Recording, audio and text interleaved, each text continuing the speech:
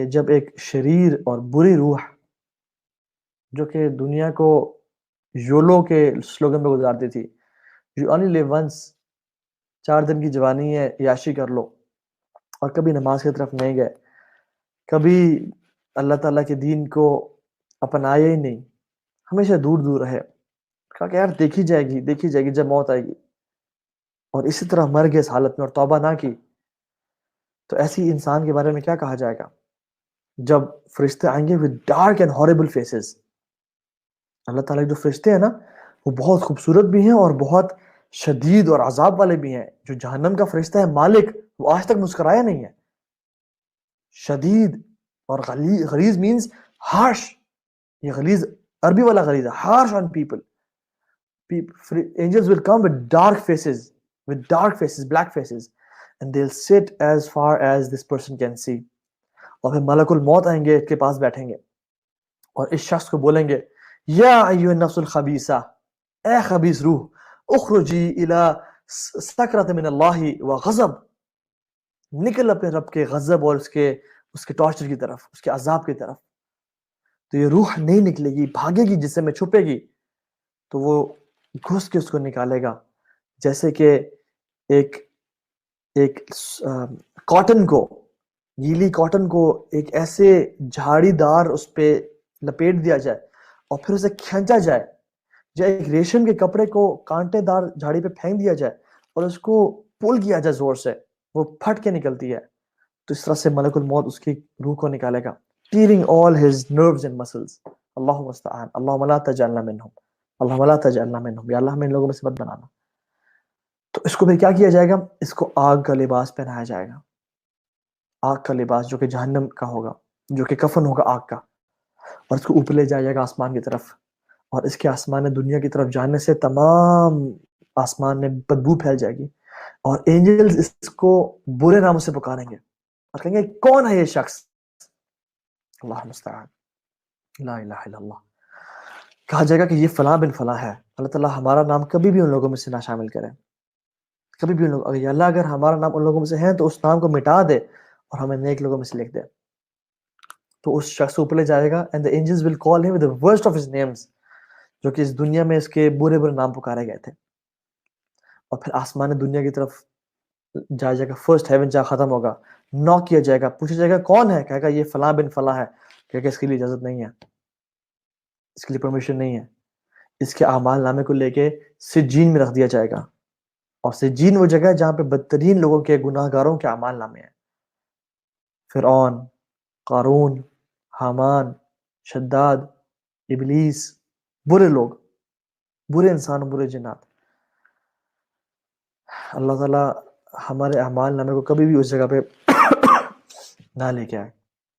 اور پھر اس کے لیے آسمان کے دروازے نہیں کھولے جائیں گے، اور پھر کہا جائے گا منہا خلقناکم وفیہا نعیدکم ومنہا نخرجکم تارۃ اخری، ہم نے تمہیں اس مٹی سے پیدا کیا تھا اور ہم تمہیں اس مٹی میں لوٹا دیں گے. ومنہا نخرجکم تارۃ اخری، اور ہم تمہیں اسی میں سے ایک دن نکالیں گے. اور وہ قبر میں آ کے اس کو پھینک دیا جائے گا، حتیٰ کہ وہ چیخے گا اور چلائے گا مجھے کہاں لے کے جا رہے ہو؟ اللہ کے نبی نے فرمایا تمام مخلوقات اس مردے کی آوازوں کو سنیں گی سوائے جنات کے اور انسانوں کے. اور اللہ کے نبی نے کہا کہ میرا دل چاہا کہ میں اللہ تعالیٰ سے دعا کروں کہ تم لوگوں کو ان مردوں کی چیخنے اور چلانے کی آواز کو سنا دیا جائے، لیکن مجھے ڈر ہے کہ تم اپنے مردوں کو دفناؤ گے نہیں. ان آوازوں کو سن کے، اس چیخ و پکار کو، اس درد کو سن کے تم اپنے مردے دفنانا چھوڑ دو گے. تو اس لیے میں نے دعا نہیں کی. وہ چیختے ہیں مجھے کہاں لے کے جا رہے ہو، روکو مجھے، لیکن لوگ اس کو دفناتے ہیں. اور پھر وہ لوگوں کے قدموں کی چاپ سنتا ہے، اور اس کے ساتھ قبر میں کیا ہوتا ہے؟ کچھ بھی نہیں سوائے اس کے برے اعمال کے. اور نیک اعمال اگر ہیں تو اتنے تھوڑے کہ اس کو بچانے سے قاصر، نہ بچا سکے ان کو. اور پھر اس کا ٹیسٹ شروع ہوتا ہے. اینجلز آتے ہیں 2 اور ہاربل فیسز. من ربک، من نبیک، ما دینک، تیرا رب کون ہے، تیرا نبی کون ہے، یا تو اس شخص کے بارے میں کیا کہتا ہے، تمہارا دین کیا ہے. اور اس شخص کیا کہے گا؟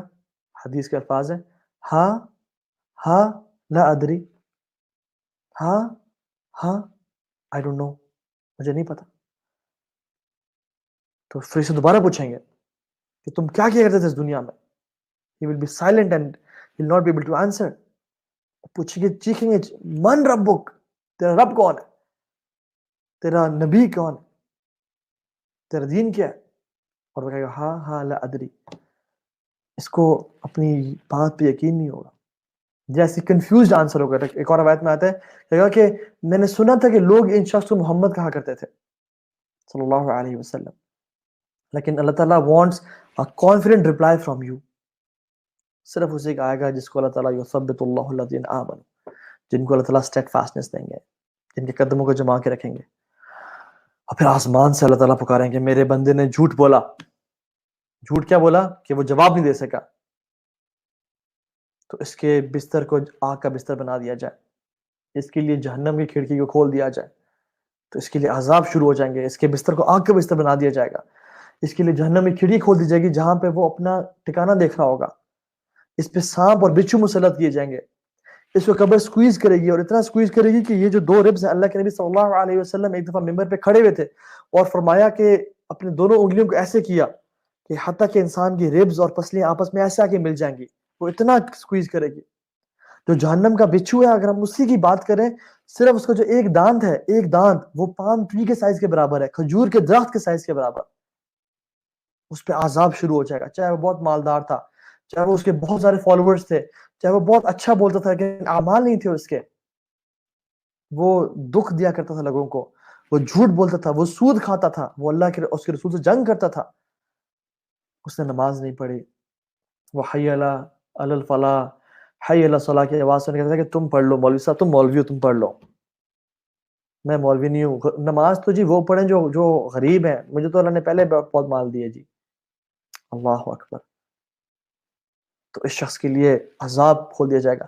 فزیکل ٹارچر کس طرح سے کہ اس پہ سانپ اور بچھو مسلط کر دیے جائیں گے, اور سائیکولوجیکل ٹارچر کس طرح سے کہ تمہارا اس سے بڑا عذاب انتظار کر رہا ہے, اور جو قیامت کا عذاب ہوگا, جو جہنم کا عذاب ہوگا, اس کو اپنا ٹھکانہ دکھایا جائے گا کہ اس کے بعد تمہارا وہ عذاب آئے گا. سائیکولوجیکل ٹارچر, جو یہ عذاب ہے اس عذاب کے مقابلے میں کچھ بھی نہیں ہوگا.